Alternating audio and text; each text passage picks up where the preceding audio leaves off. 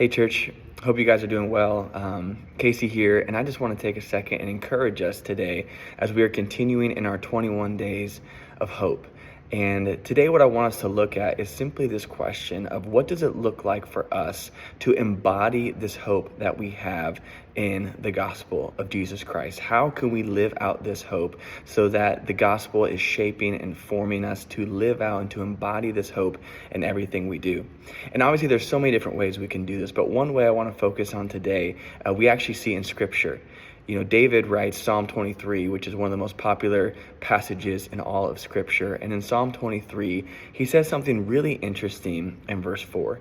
He says, "Even though I walk through the valley of the shadow of death, I will fear no evil, for you are with me."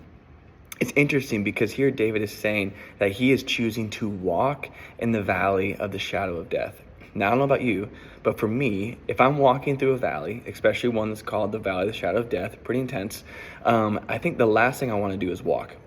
I'm more than likely going to try to run, sprint, jump, do whatever I have to do to get out of that valley as quickly as possible. But David doesn't say that. He says he chooses to walk in the valley of the shadow of death.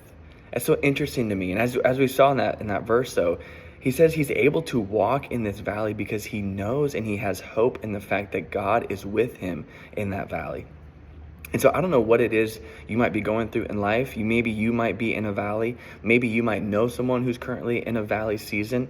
And if that's the case, I just want to encourage you with this simple thought that we can walk in the seasons of hardship and pain. We can walk in these valley seasons knowing that God is with us. You see, we embody hope, church, by being faithful and present in every season, trusting that even though it's hard, even though it's painful, God is with us in those seasons, and he wants to do a work in us and through us in those seasons.